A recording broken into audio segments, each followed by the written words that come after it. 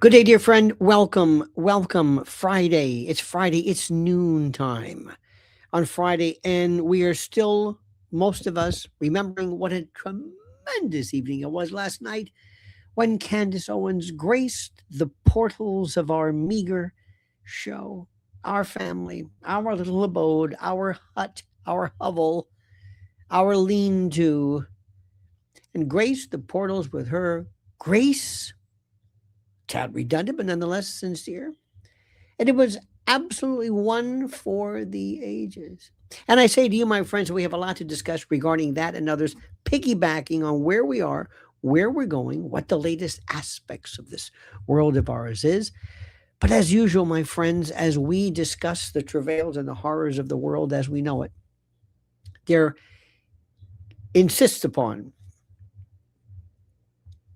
the attention to disaster, that if one does not think ahead of time, you might be caught flat footed in a time when you need something. If you have to leave your home for whatever reason, an emergency, they call it a bug out bag, but an emergency satchel or a container of something that has everything vital that you need, do you have something ready? And if you wanted to have it ready, where would you go to get it? How would you get it done? What list would you use to make sure you forget nothing?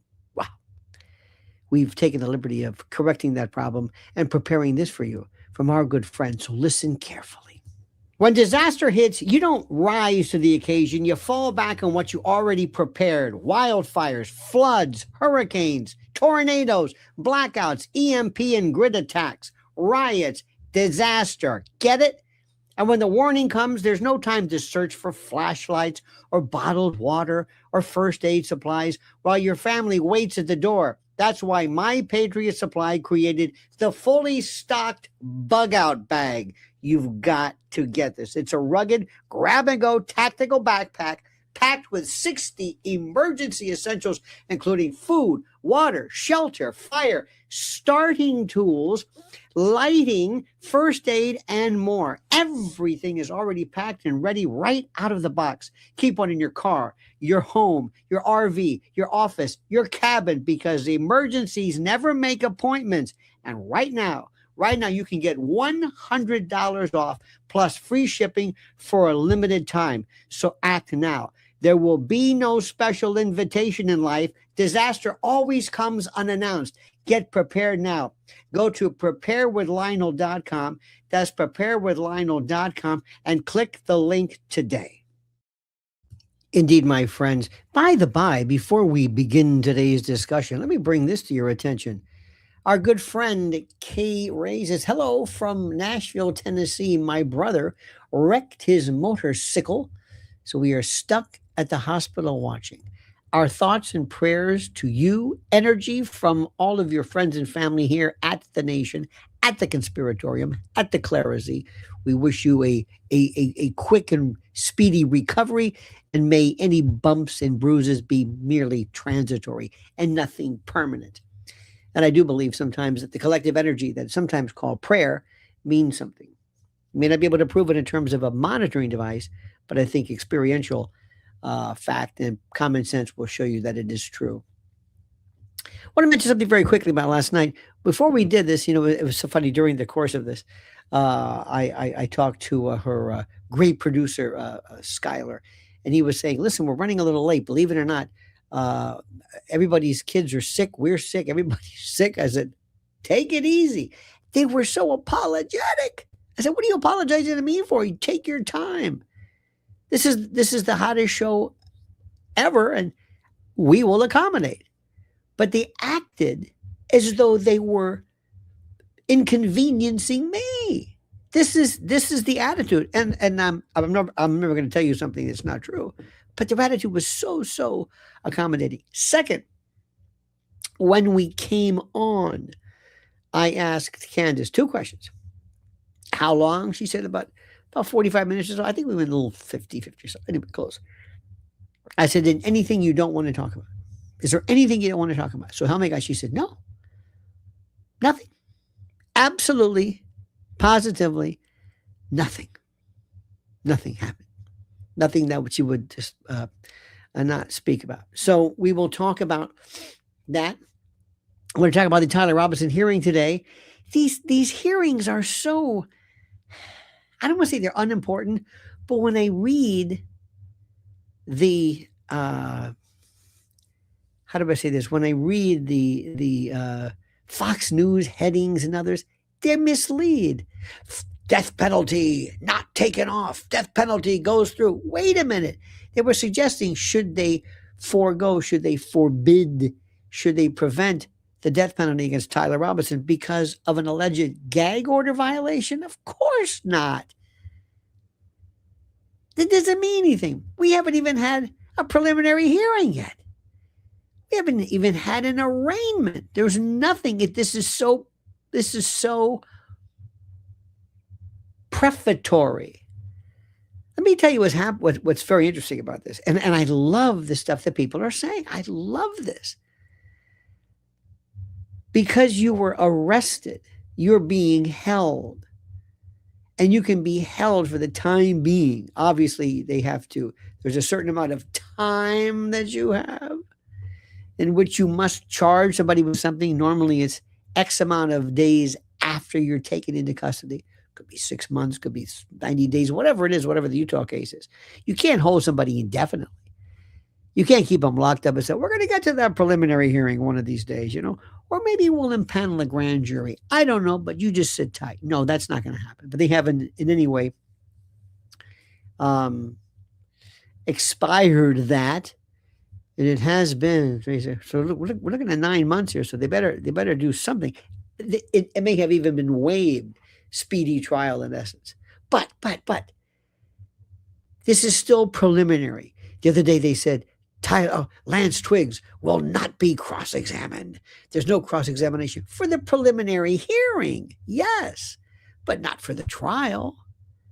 Not for the trial. No. But yesterday, which is the most important, I asked so much. I asked, Candace, please. And she answered. I said, has anybody from the defense, anybody from the Department of Justice, anybody ever asked you specifically, can we just run a few facts by this? Candace, is there anything odd that you see? Is there anything, how do I say this? Is there anything weird? Is there anything strange that maybe you would like to let us know about? Maybe there's something. And she said nobody contacted her. How is it happening? She's the only one bringing things up, and this tactical and practical, whatever. Oh, what a jadrul this guy is. He's saying repeatedly, this isn't a USB, this isn't glass, this isn't such and such. They are there to just dispute what she is playing, or what she is saying. And I respectfully submit, I know that term 4D chess has been used far, far too much, but I believe there is something that is happening in which she is playing a very steady presentation of the facts that her detractors can't, how do we say this? That her detractors can't really address, other than to say she's incompetent, or as that Tatum said, I think Coach Collin even said something to the showed up piece where he said, you're just stupid. This is inane. This is inane stuff. One of the things which everybody should know is, if you're trying to get to the bottom of this, you can look at this one of two ways. Either one, to find justice for Tyler, or number two, to find out who really killed Charlie. However you'd like to look at it, it's the same thing. And I am telling you, as I mentioned to Candace, and I've told you a million times, if they had the case right now go to trial, remember, the evidence is in. It hasn't been introduced in the trial, but the case is over, and whatever they have, they have. And if they were to go right now into the jury room, right now as we speak, and you ask the jury to find him guilty what would they say? They would say, we can't because we have a gun that hasn't been connected to anything. The gun has not been connected, linked to anything. We're not even sure if it was fired because there were gun detection dogs at the scene that missed it. The FBI found it, or law enforcement found it, but not even the dogs who could smell a fish fart. They couldn't detect this gun because it wasn't fired, or it wasn't fired for such a long period of time that whatever residue would normally be contained on the gun is not there anymore. See, this is the part which is the most fascinating. And I can't say this enough. I can't bring it to anybody's attention even more clearly than this. And it's a fascinating take, I think. It's very interesting. All I have right now, all I have, and all you have, is the evidence regarding Tyler Robinson. We'll talk about other things later. There's the Erika issue, there's TPUSA, there's all this other stuff. But right now, in terms of the Tyler case and what's driving these people crazy, all we have is the evidence at hand. Now, let me explain this very carefully. There are two avenues here to address. Number one, as I've said, the evidence that is here, the alleged rifle. Somebody I actually saw post. Well, they found the rifle, didn't they? Not the rifle, a rifle, but his DNA is on it. It's his rifle. But there's no evidence it was ever fired because the dogs would have picked up on that fact. Not only that, as I have told you, when you have this barrel, when you have this gun, let's say this is the barrel here. Let me make it this way. There's a little switch, and you switch it over. This is the safety. You slide it over to make the gun operable. But right on top of where the switch is, there's the scope. And the scope, from what we have heard, prevents the safety from being moved. So not only is there no evidence of it being fired, no evidence of any type of round being expelled via combustion, via explosion, which is a firearm.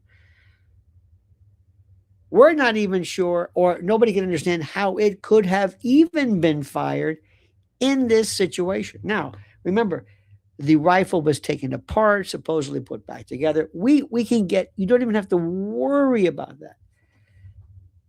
The rifle that everybody thinks was used is not connected to the murder.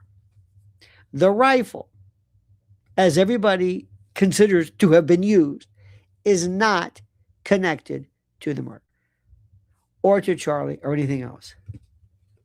The lint brush has not been connected. It is not also for your consideration in terms of a murder weapon because there's no connection. Just because you find something there does not mean anything. Does not mean anything. And we thank you for your fine comments. Let me also say something. I want to go back and forth, which I am want to do. When I did the interview, if I had my druthers, and I did not want to do this on purpose but I would have found more interesting than that Candace's background in the interview I did with her. Where is she from? Her earliest recollection, school, but that sometimes gets to be prying a little bit. And I a little bit's okay, but I don't think anybody is planning to be interrogated about family. And so and I normally I don't want to sandbag anybody. So, but I find how you, in particular, find things differently. What is your motivation? When were you the victim of something that may have affected you. During voir dire, I always made it a point to ask the question, to ask potential jurors, have you ever been accused of something you didn't do? How did that make you feel?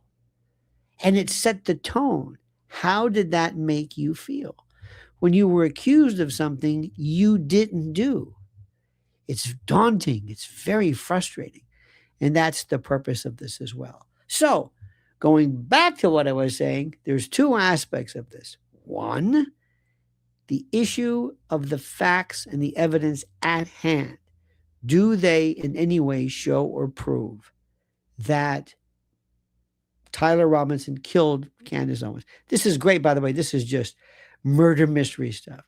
The other issue is involving an alternative theory, that of either the exploding road mic, the exploding lavalier mic, the pattern, the directed charge use of a mic. That's separate. That is an alternative theory. The prosecution is not going to bring that up, obviously, because that would completely mean it would have to abandon the gunshot theory. But how does it come up? It may never come up. In the court of public opinion, it may come up. It may be interesting in cross-examination when you were to, let's say, bring this to let's say the attention of the police, and you were to say, did anybody at any time ever consider an alternative theory? Did anyone ever consider that maybe it wasn't the rifle because there's no evidence it was ever fired? Let me say that again. It's very, very simple. Do you understand that? Do you know how critical that is? It's the most important thing in the world. If the evidence is in no way indicative that a rifle was fired, the rifle that was found was fired, what are we talking about? That's all. It's something that blows my mind. And what's interesting, I find very, very interesting, is very, very simply this. We'll never get to that point in trial. Nobody's going to ever do this. But let me ask you the subject, and I ask people all the time, what do you think happened? Do people honestly believe? Do they honestly believe that the folks who are reducing this fact, do they believe, and does anybody believe, that Tyler Robinson actually killed Charlie Kirk? That's the first issue. And that's the first issue here. Do you have the belief that he killed anybody? And if you do, let me know. And your thoughts, your comments are fantastic. Sometimes they're great. Sometimes they're schizophrenic, but I like it. Yes, Tracy, I thank you. I love the interview with her. It was wonderful. Hello from Maryland. I hate it here. Thank you so much. So let's think very, very carefully. What do we think? Let's go through this, because there's always somebody who just weighs in who has no idea what they're talking about. Did I watch the hearing today? Yes. As I said, it really doesn't mean anything, because they're not taking the death penalty off the table, nor would they. There hasn't even been an arraignment yet. There's nothing. This case is at its very, very incipient stage. So that doesn't surprise me. Let me see. Oh, look at that. Oh, this is great. Look at this, Lionel. Have to tell you my Captain Kangaroo story. You brought him up. I watched him as a child. Fast forward, he was on the board of a hospital in New York. I passed him in the hall, but didn't recognize him. Yes, there was a story yesterday. In fact, Candace was talking about how she had her kids may not know she's famous. They'll be out at a restaurant, somebody will ask for an autograph, or she might be on YouTube or someplace else, and they're not really sure what she does. And I said, I remember Bob Keeshan, who was Captain Kangaroo, he lived on Long Island. At one time, I think he was dressed as Captain Kangaroo. Normally, he either dressed in this, he would come into the city, but in any event, whatever the circumstance, his daughter or son, his child, saw him dressed as Captain Kangaroo. And the story is he never really told his daughter, I'm Captain Kangaroo, or I'm not, or he just thought she knew, didn't come up, whatever. It just, and the kid, child looked at him and said, do you know what that's like? I mean, forget I saw mommy kissing Santa Claus or whatever, but this is something. So anyway, so that was, I love those people. We don't have any of those folks anymore. We don't have any. Look at this. Thank you so much. He got life flighted and had emergency surgery on both arms and rotary cuff. He's in lots of pains, but doing better. Thanks, guys, so much. Good. Tell him to watch the pain meds. I understand it. Be very, very careful. Okay, you got us through this? Okay. So anyway, thank you so much. Let me see what else you've got. We got to get some, the judge holds the prosecutor in civil contempt, keeps death penalty on the table, held him in contempt. He said he held him in contempt because they were talking about, I think, the merits of the case, which was no good, but then responding to accusations alleging there weren't facts was all right. The contempt is going to go nowhere. I can cite you, waive a fine, pay a couple of bucks, Does that go against him in terms of his bar? Maybe. Maybe it's a disciplinary action to be held in contempt of court. I don't think, believe it or not, in fact, in federal court, more so than not, you just don't talk about your case, period. End of discussion. Let me see. Let me see this. I don't know what some of these things mean. I think we're really at some point, I got to tell you something. I want you to think about this, and I want you to I think we're at some point, we haven't done this, but I think we're at the point now where we're going to need moderators. I didn't want to do this because there's a lot of people who just don't have anything better to do. And I understand the motivation of sometimes wanting to come in and, be a shit stirrer. And I understand this. So we might want to think about that. So if anybody's interested in being a moderator, let me know. I think we need to do this because there's so much great, great stuff. And when somebody weighs in with something completely stupid or hateful or mean, it diverts the energy. That's all. I don't like limitations on free speech, but I do believe in decorum. I absolutely believe that there's got to be some kind of a, no shirt, no shoes, no service, that sort of thing. Let me see here what else we have. Oh, this is very interesting. Okay, I'm reading along here. I'm seeing nothing that is that dastardly or fascinating in any event. Now, here we go right now. Very good. We have this new one. It says, I'm having John Bray on live tomorrow. And I love, it's great. Promoting other shows. That's good. I appreciate that. About the mic, I wish you would check us out. I'll bring you in to ask questions if you want. I appreciate that. Good luck to you. Please do this. Please do this. I appreciate that. Help everybody who's out there doing their best. I would love to mod for you. Don't know about you, my friend. just wait. But thank you very much. Thank you very much. Thank you very much. Think about this. Think about this. I like this group. And it's a good crew. It's a good crew.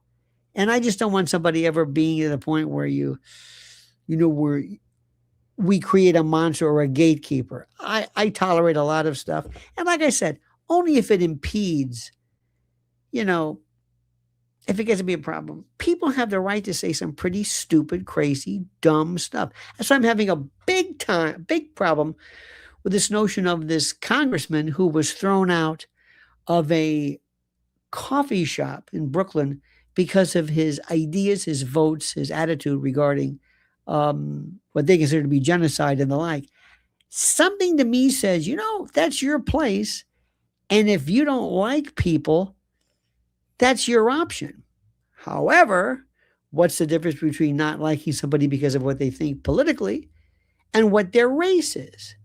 The point is, you're denying service to somebody in a public place, a public facility, for a reason that, what's okay and what's not. That's a fascinating subject to me. Fascinating subject. Anyway, we'll talk about that. So going back again, remember, I can't say this enough. The issue of the exploding mic is not going to come up at trial. If it even proceeds to trial, if he survives this. And the reason why is the state, the government, is not advancing that. The state is not saying that. The defense might be saying that, but it's Candace and other people. It's not the duty of anybody to introduce into a trial alternative theories. That's all I'm saying. If it comes up, it might be in terms of impeaching, to discrediting the prosecution or the police by saying, did you ever look at any other theories? Did you ever hear anything? Have you ever heard about this direction mic? And also, there are these people who just love to move in and sweep. This impractical fellow, that's not glass, that's not this. You don't know what you're talking about. That's stupid. First of all, you're entitled to your opinion, but who asked you, number one? And number two, why do people think, and I mean this, TRO was inviting you on his show with John. Yes, thank you very much. Yes, indeed. Thank you for clarifying that. I appreciate that immensely. I really do. Now, what I wanted to say was, who is it that says that people who are, I don't know what the word is, for lack of a better word, and I'm going to say this, and I know this is going to come out mean, but I am really getting sick, sort of, and tired of this military idea that says, because I was in the military, and because I've got guns on the walls, and because I'm part of this Sean Ryan-esque type of thing, somebody starts the motif and everybody's off and running. Sean Ryan had on Navy SEALs and Delta Force and Special Ops and blah, blah, blah. And now everybody wants to do that. And you come out, of course, showing you doing push-ups.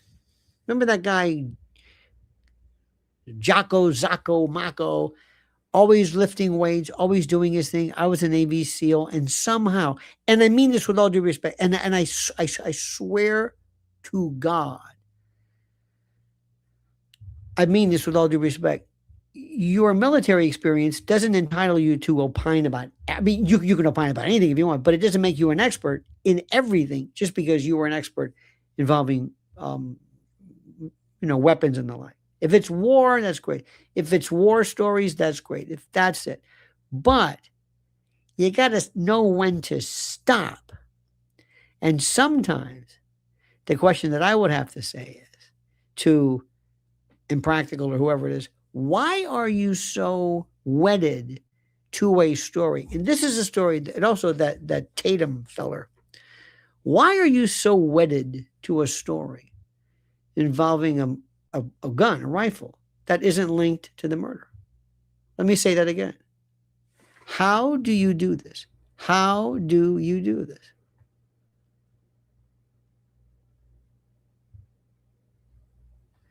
I said Tyler Robinson killed Candace Owens. Do you think maybe that was a misstatement? Do you think maybe? Do you think maybe if I said that I misspoke? Do you think? I think so. I think so. In fact, I'd probably bet on it. If you heard that or I said it, it was a misstatement because that's not true. You know what I mean? So it's like, oh, there you go. Anyway, fastidious, punctilious, priggish. Yes, I understand it. But let's go back. Why are these folks so wedded, so convinced of saying, I want Tyler Robinson guilty. I don't care about the truth. Don't tell me that that's not the truth. Why? It's simple, because it's Candace. That's it. They have no interest whatsoever in the truth. The idea of Candace actually getting away with something is the most important issue in their mind. Let me see if I can say this again to you. We live in a world right now. Which is so scary, where people, for whatever reason, are coming forward and we're losing the ability to discuss things based upon fact. It's all personality. It's all who can get the most clicks and who can say something really brash. Again, this is fine. I don't want to stop this. This is First Amendment. This is free speech. But I can tell you this. It doesn't make any sense. It's childish. It's mean-spirited. It's for a reason I can't figure out. Who is it who doesn't want to get to the truth? That's the part which I don't understand. I don't get it. I also don't understand a lot of things, as we talked about yesterday. Why is Erika, by the way, there's a video of hers purportedly showing what people claim to be Erika and her very ill or old or senescent mother in a scene that I don't think has been authenticated. I don't know. I can't believe on X, the number of community notes I'm seeing. It's incredible. I'll think I see something. For example, have you been watching lately the absolute racist thuggery that is directed towards Caitlin Clark? It is absolutely despicable, and how these paid referees just look the other way. They don't care anything about it because I guess she's white, or I don't know, she's the girl wonder. And there's this one scene where one of the players put a fist almost here on the carotid area. It wasn't for a long time. I saw the actual picture. Pushed here. And then there's an AI version of it that shows her grinding her fist. So you've got to be careful about what's real or not. Just be careful. And the community notes are always correcting something. There was a almost nude African, I believe, gentleman standing on top of the seats in some football or soccer game, and they're saying, look, the World Cup is... Well, it wasn't the World Cup. It was 6 years old. So we're always seeing community notes qualify this. But that notwithstanding, we have to ask the most important stories in the world. My favorite story, by the way, is indeed the Daily Wire IPO. Who in their right mind would have anything to do with the Daily Wire, irrespective of Ben Shapiro? It's over. Imagine being an investor and you're saying, yeah, I'm going to dump money into this. What are you going to do? Why do you think it's failing? Is it overextended? Too many people? I want to also add something. This is so critical. See, backing up a little bit. Every now and then somebody will say, are you still talking about Candace? I don't know if you've ever gotten this. I've gotten it. And I keep saying, is that what you think this is? Do you think this is about Candace Owens? So, all right. Let me ask you. With the exception of maybe the Macron lawsuit, which is involving Candace as a defendant, do you ever hear anybody talking about Candace or her husband or her family, her likes? If you do, it's very fleetingly, very quickly, very, very evanescently. Do you ever hear that? No. It's not about Candace. It's about Tyler. It's about Charlie. It's about TPUSA. It's about Charlie's legacy. It's about Erika Kirk. It's about Looney Larry Loomer. It's not about Candace. Let me just say this again. I mean, it's her show. People will talk about her show, but what does she talk about in her show? She doesn't talk about herself. She talks about these issues which are critical. And each issue can be broken down into subdirectories that are very important. And what she speaks to regarding Zionism and Catholicism and religion and theology and the Rothschilds and the occult and demonology, this has nothing to do with her. This is another subject. I don't think people grasp. I don't think people grasp how things are changing. In the New York area, now that's different. Part of it is because this one particular area, they called it the Commie Corridor, and 3, or maybe 4, but 3 very serious, and I hate this term, leftist, DSA-esque, Democratic Socialist of America-esque, but certainly beyond progressive, acolytes of Zoran Mamdani, the mayor. 3 out of 3, a sweep, a hat trick, won.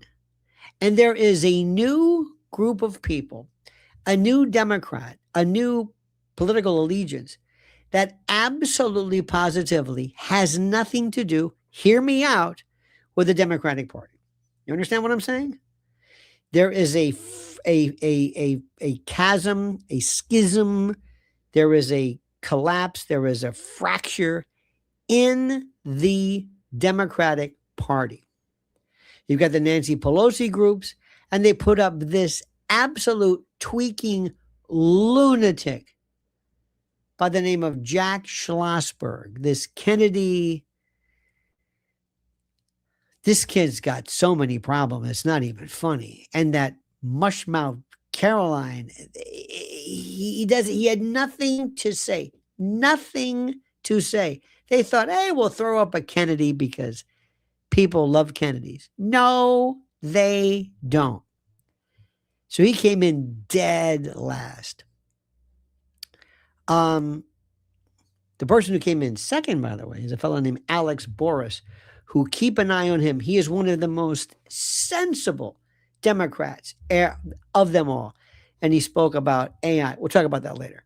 But what I'm saying to you is Zoran Mamdani, the guy that everybody hates, and everybody hates, from Bill Ackman to you name it, and the power structure and the Republicans. He's the worst thing that ever happened. He won by a sweep. He has the highest. His numbers are high, depending upon which poll you read. This is a revolution. Now, that's the Democrats, okay? It's the Democrats. Now, I don't know about you. I'm an independent. I cannot be a member of the party. I cannot be. I split years ago because they never said anything. I vote the candidate, not the party. Party leadership means nothing to me. Party platform means nothing to me. Give me the candidate. And if there's somebody who I think, well, you know what? This is a Democrat who I think is touching something very, very serious. I think that what we're going to do is we're going to basically stick to them. By the way, I do not want a third party. I want a second party. And I tell people this all the time. We have one party in this country. It's the Uniparty. And that term's been around since Wendell Willkie. And this is the part, this is the part which is the most interesting, I think, of all of this. They are so corporate, so Washington, so deep state, so institutionalized. They mean nothing. So within the right, what do we have? Tucker. Tucker is the most seminal, important, critical player in this, I think, abandonment of the Republican Party. So critical, nobody can really you can't even explain this. He, Alex Jones, Candace Owens, Megyn Kelly, others as well. So you know what I'm saying? So you've got the left is freaking out because they don't know what to do. AOC doesn't know what to do. AOC was on her way to be corporate. She's a Democratic socialist, theoretically. She is so hardcore Washington. She loves it. She loves the money. She was, at some point, it seemed to be very, very, I don't want to say APAC related, but APAC compatible. So she doesn't know what to do. So the person who was considered the Miss Left is now nothing compared to what we're seeing right now. You got what I'm saying? Okay, we're not done yet. We're not done yet. Now you've got other people who are coming along and they're saying, I don't even know anything about these people. And many of them are you. Many of them are you. And you've come here by virtue of what? Either Candace's show, but the issues at heart. Candace Owens is never going to run for office. Tucker Carlson is never going to run for office. If Tucker Carlson runs for office, first and foremost, it will amount to something so stupid. It will be just a vanity thing. He thought, well, I ran for. Gary Bauer ran for president. What the hell does that mean? Pat Paulson ran for president. Doesn't matter. You can do more and be more powerful today having a critical podcast show than you can running for office. Guaranteed. Candace Owens is the most powerful person today in American politics. Now you could say, well, the president is true. He can sign stuff. But let me ask you something. Whose opinion sways more people? Whose opinion sways more people? Whose opinion really is critical? Whose opinion can all of a sudden change? Let me tell you something right now. And I'm going to go back to what I said. In my career, this almost 40 years in the official kind of a professional, whatever that means, paid opinionating, I have never, ever, ever seen anyone or any group or any subject incur the, what do I want to say? Incur the wrath, the anger, the dissension, this attitude that has happened since October the 7th and since this group of folks came along and recognized that they were pro-Palestinian. You understand that? You understand this? This is the most important thing. This is so critical. Some have asked to please tour the USA. You know what? That would be one of the greatest things in the world. One of the things that we're seeing right now, and that's a very good idea, by the way, dear friend, this idea of touring the USA. I've never seen anything like this. And let me explain something to you. Everybody who is on, I guess, YouTube, for lack of a better word, and there's other ways to do it. And I mean, there's other ways to do it. People are on, I'm on Spotify and this and Apple, but that's not, that's okay. That's okay. This is really the platform to it. You have to watch this. You just can't listen to it. You have to watch this. You can't listen to it. But of all the people who are popular today in our particular genre, whatever it is not, and I say this again, it is not because of somebody individually. Let me give you an example. As much and as great as Candace is, And as much as people love her, if she decided all of a sudden to talk about macrame or canning recipes or being a mom or George's favorite smoothie and their dog, and you'd be gone. You'd be gone.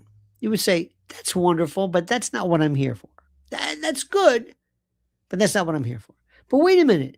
You love Candace. Well, no, you love her brain, her wisdom, her analytical prowess, what she has to say about something. It's not just her. You don't just tune in to hear her. It's the subject matter. And that takes nothing away from her. But anybody who, and again, I keep running into these people. I said, do you really think that this is about Candace Owens? Do you understand the subject matter? You know, there's this thing in the radio business. The radio business is so, how do I say this? It's kind. I shouldn't say this. It can be kind of sad. And there are people who look at the radio biz, music, AM and FM, and talk, and spoken word, and also regular music format.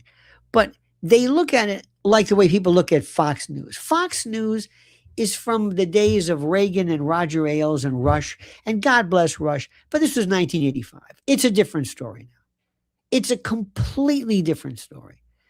And there are people who enjoy the notion called a podcast. And you know, one of the greatest things about the podcast is that you're able to speak for, in this case, 46 minutes, a minor interruption, a minute or so, but no interruption, no commercials, no nothing, and not silly nonsense. We're able to talk about a variety of things, and you can interact, and you can interact with others. Think about this. This is like going to a cockfight. I know what you're going to say, the joke, ha, ha, ha. When you go to a cockfight or any betting endeavor, you can actually be the person involved in the game, or you can be somebody in the audience betting each other regarding what's going on there. So we have me talking to you, you talking to me, and then you talking to each other. So we have, this is unheard of. This is that you can't do this. It is so interactional that nothing on TV can even remotely mimic it. So these poor people in radio say, how can we make this interesting? And say, well, first of all, maybe if you, I can't really talk about music. I don't know why anybody wants to hear music, but who knows? Maybe if you took more calls, and maybe if you talked about subjects that, oh no, we can't talk about that. Oh no, we can't. We can't have somebody call up and talk about Israel. What, are you kidding me? It's just... So stop trying to fix this. Next, do you know what the number one, I should say, the podcasting format is? And I bet it might not be technically number one, but it's a close number one. True crime. People love true crime more than anything else. They love it. This is the best true crime there is right now. The Charlie Kirk story is true crime. OJ was great, but OJ wasn't who did it. It's can they prove it? You knew exactly who it was. OJ was like a Columbo episode. They showed you who the killer was at the beginning, and then later on, Columbo kind of came along and fixed it. This is the greatest one in the world. You have this Tyler Robinson who should have been offed. They planned on whacking him because this story doesn't make any sense, because they never thought about using the story, because they said there wasn't going to be any story. It was going to be some leftist lunatic who has some weird kind of penchant, some penchant for gays or tribids or whatever the hell they are. And then he would be immediately expunged by virtue of the police. And that would have been the end of it. Kind of like Butler. But something happened. And you know what? When you love the show, it makes my heart leap. Thank you. I mean that. But It's this opportunity, but let me proceed. And I always thank anybody for saying that. But I got to tell you something. This is the greatest story in the world. Because imagine Magnus Carlsen. Magnus Carlsen, the GOAT, the greatest of all time, the greatest chess player alive who's ever lived. That's it. And you know where Magnus Carlsen can memorize, he can look at a tape, he can look at a game, he can remember what it was. Okay. He can turn his back and he can be told what the pieces are and he can imagine them. Well, the the Tyler Robinson case is like that. But people are coming in, moving pieces, adding pieces, changing players, changing it, because we're sitting, you and I and Candace, and we're watching this case, and we don't have access to discovery because it just started. We're still in the preliminary hearing stage. So we don't know what we're talking about. We have our back turned. We're supposed to be playing this chess, but we don't know how many people are back there. We don't know anything. They keep changing it. We don't know anything yet. We don't know anything. First thing I want to know, I want to talk to the medical examiner. What did you find? What did you find? What did you find? I would, if this was a legit, I'm sorry, a real case, I would make sure I leaked within the rules of ethical responsibility everything I could. Because I don't think discovery materials are going to be classified or sealed. Medical examiner, this is a public document. This is a public official who's normally the coroner. He's already dead. I cannot go to step one. We can't talk about exploding mics because Impractical, Tactical, Schmactical, and these other people would be SOL if they found out that there was nothing to talk about. There was nothing to talk about. It's about the global power elite above all. Governments more than just Tyler Robinson. That could very well be. If the people who ran the show said we have to off Charlie Kirk, we have to get rid of him. I'll give you a scenario. Let's assume that it was either Israel proper or Mossad or Amman, which is their military intel, or someone sympathetic to them, or somebody who was not sympathetic but wanted to frame them, wanted to false flag them, or let me tell you something. If I ran the show, and I really hated, if that was my thing, and I don't, but if I hated Israel, and I wanted to, and I was in a vow, and I was trying to think about going after them in terms of warfare and lawfare, what I would do is I would do everything in my power to make them look like this rapacious, murderous, homicidal group of lunatics here in this country. And say, where they would say, wait a minute, we didn't do that. Oh, this has you all over it. What do you mean? Come on, Charlie was saying that you were threatening him. They threatened him with fundraising, but nobody threatened him. Come on, we know it, you know it. You did this to him. You did this. Now, let's assume they didn't, but somebody did to make it look like them. Why? Because I'm telling you, after October 7th, first there was Palestine, or Gaza, I should say. Then there was a recognition of Palestinian rights. Then there was the documentation of the atrocities. Then there was the ICC and ICJ claims of genocide, apartheid, ethnic cleansing. then everybody up to and including Joe Scarborough, then the cherry on top, the icing on the cake, is Charlie being expunged ostensibly because he dared to go against Israel. And if Israel had nothing to do with this, even they would say, you're good. Whoever this was good. Now, if I were in charge of this, if somebody enlisted me,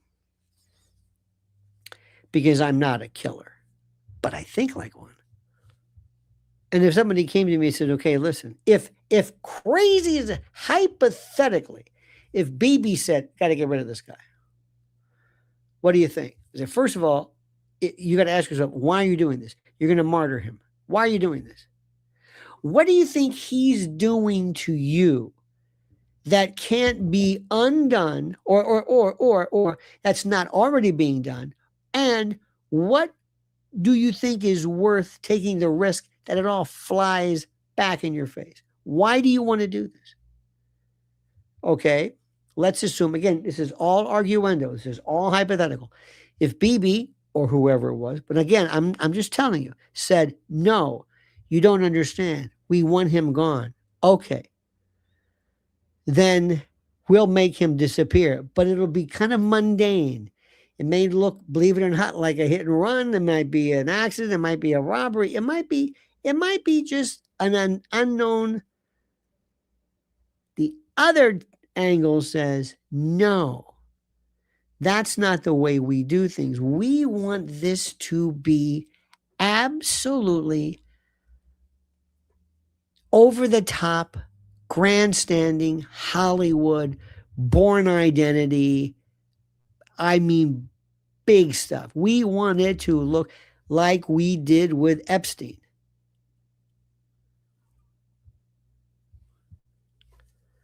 By the way, it's so funny you mentioned Curtis Mayfield. I was listening to Curtis Mayfield recently. How I love him. In any event.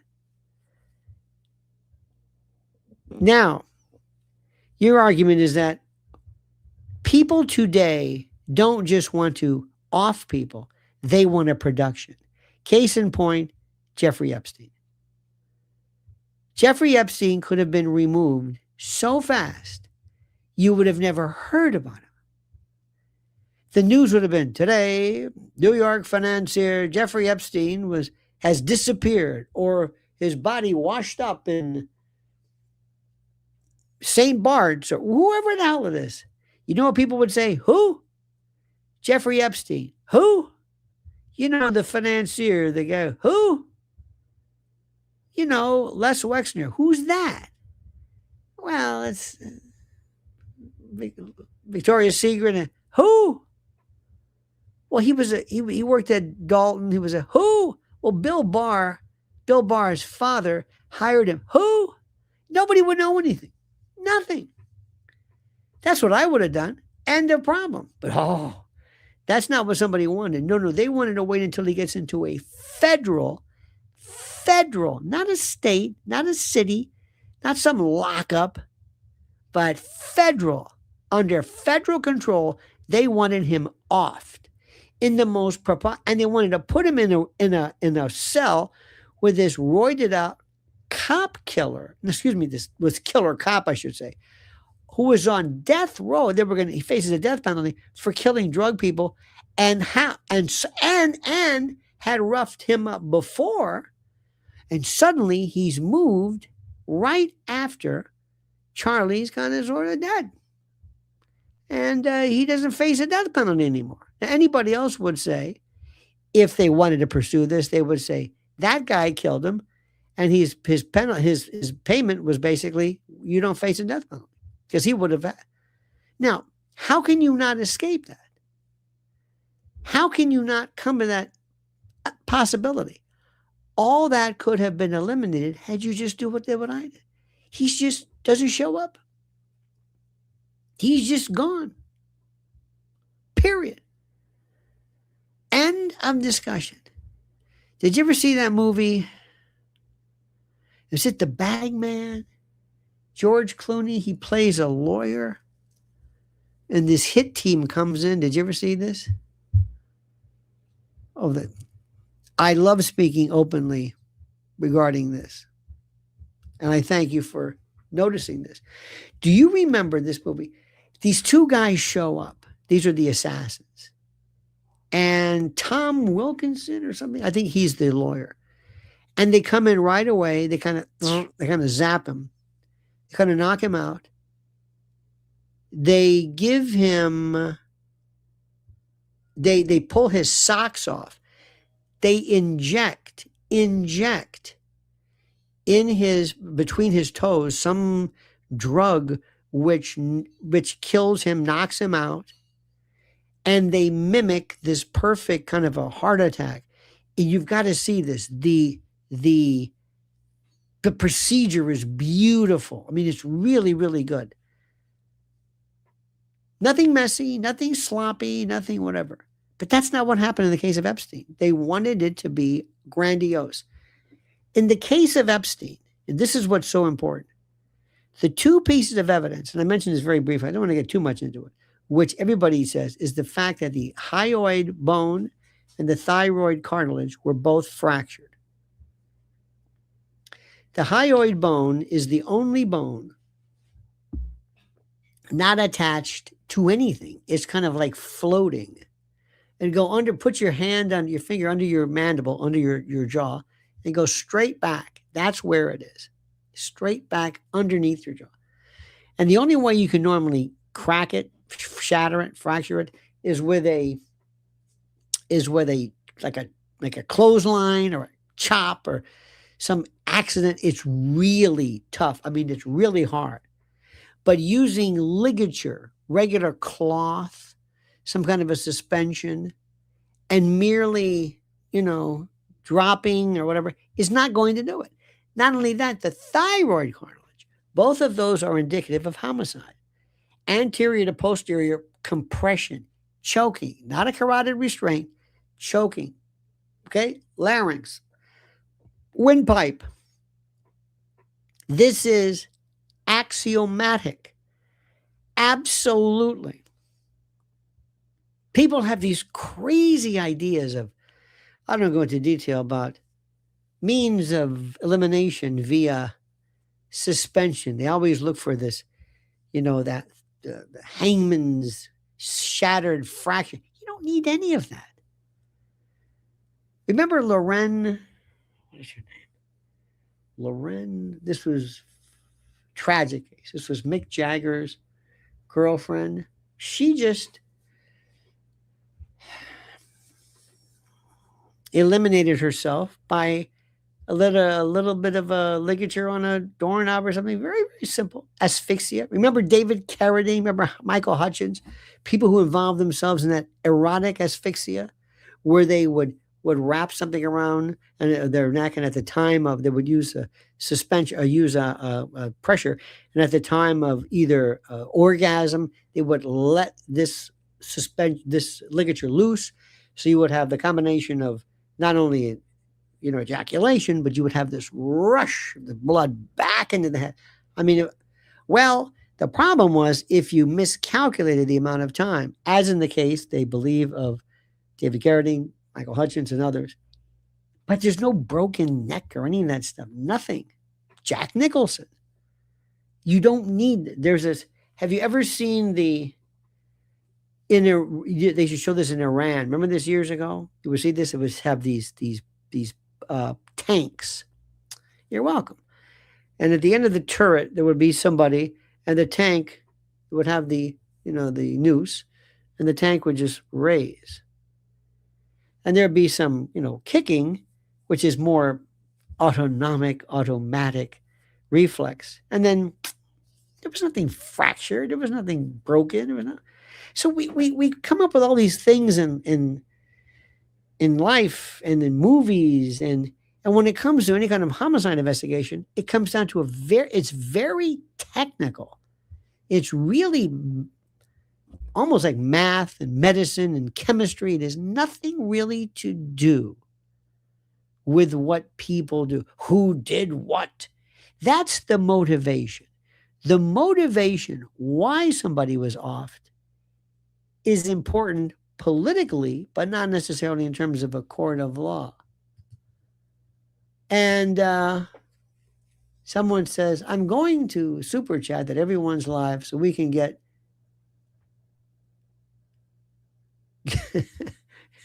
Gary Meltdown's name to tantamount and practical. It's perfect. We love your live. You know, I got to tell you something about this, and I want to discuss this with you. Mr. Melton is certainly entitled, and I mean this, to everything and anything.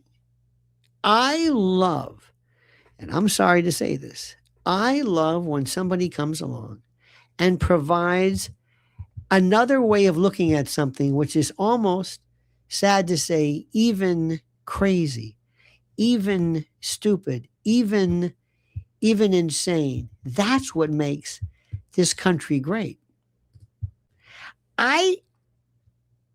Mr.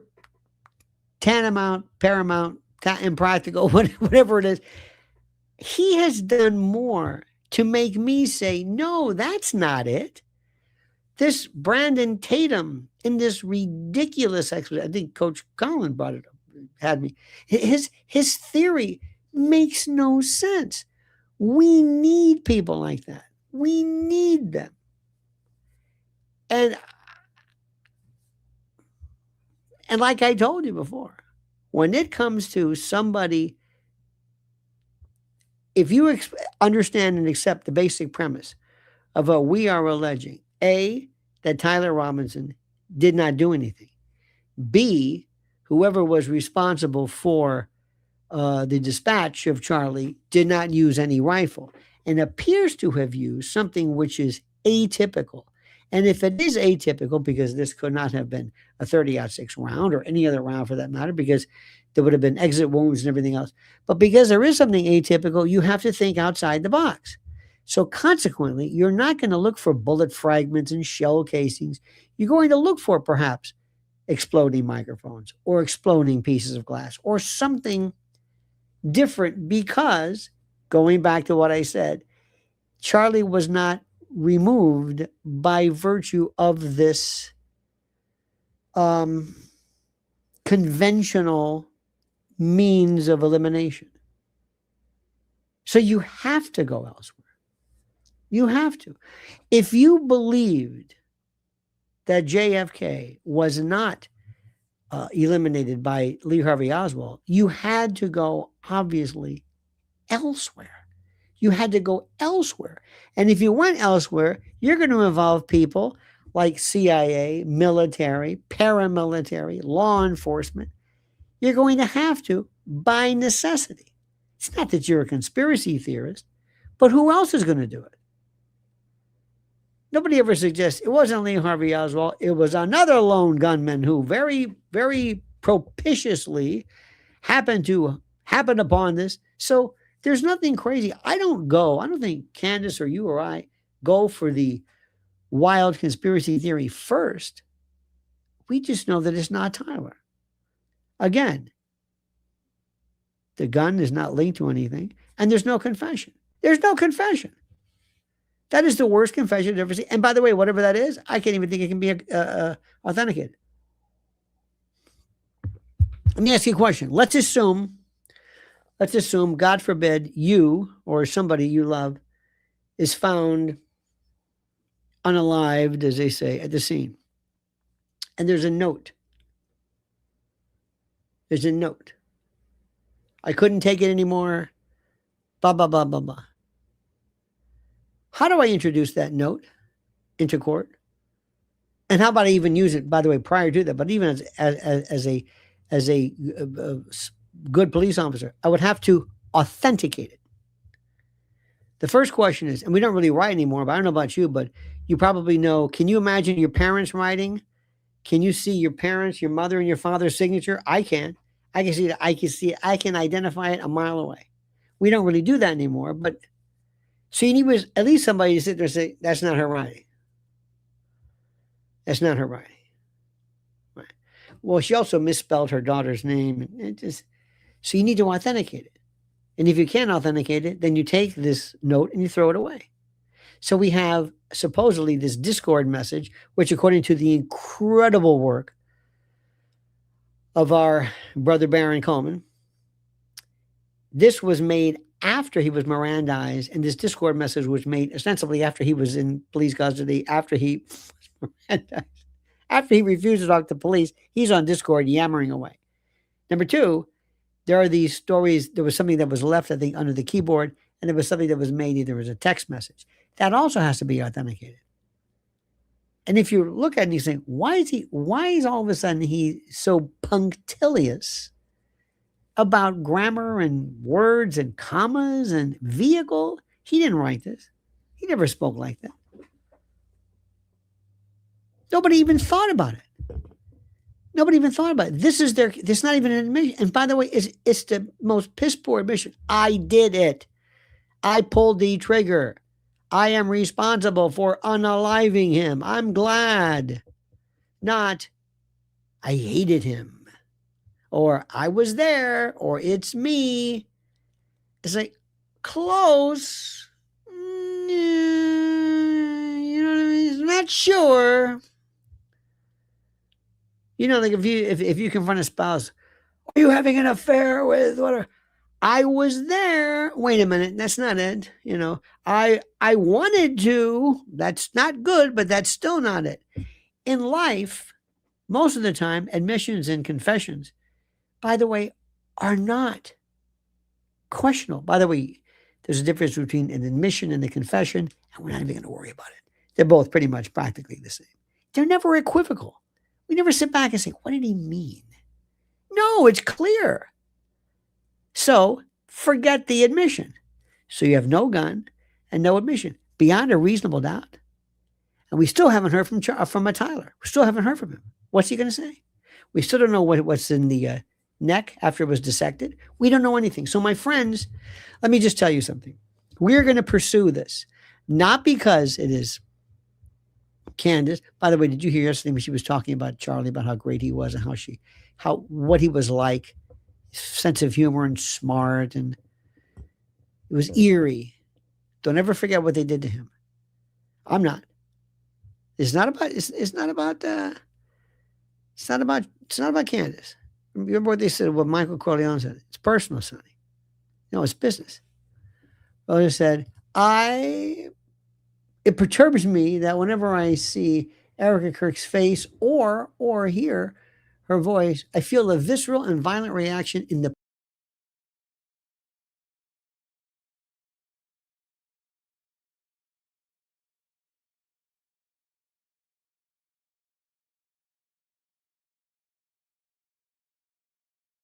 about that. Let me see this. Yes, it says, and I like this. It says, it perturbs me that whenever I see Erika Kirk's face or hear her voice, I feel a visceral and violent reaction in the pit of my stomach. I dislike feeling that way about another human being. Why not? Why would that bother you? Why? Why would it bother you? What you're doing is, this is an imposter. This is somebody who is an imposter. And this is somebody who is trying their best to get away with, dare I say, not murder in the figurative sense. I don't believe she was involved in his death. I really don't think there's any evidence. She could be, but we haven't seen anything yet. In fact, I'll go a step further and say, I don't think there's any evidence of anybody yet. Nothing. I can't go to court and prove anything. Nothing.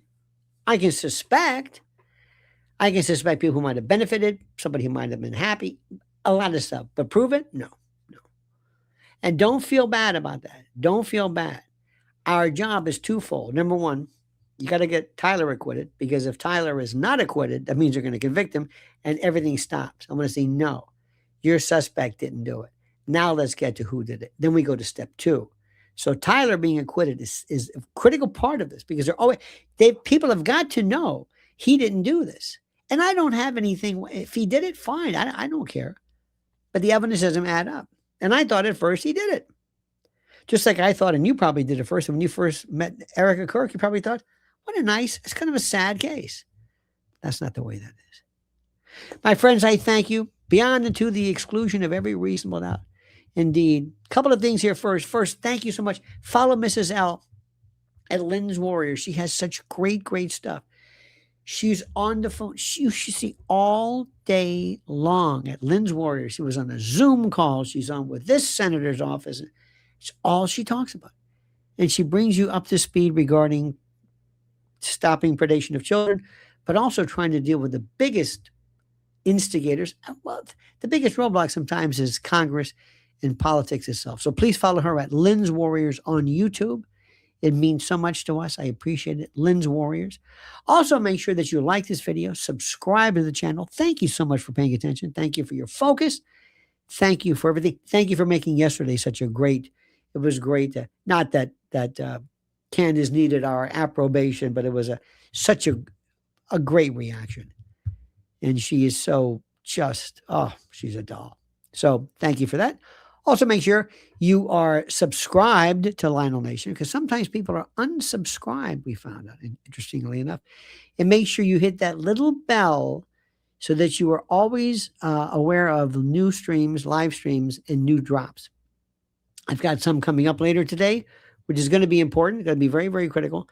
Maybe tonight, 7-ish, 8-ish, we'll see what happens. I think she's off until, the 13th of August, so we can do that. Anyway, support the community, support all of us. And from the bottom of my heart, thank you so much. Thank you for being not a friend, but my friend. And I consider you more than that. We are family. I don't want to break into Sister Sledge, but we are family.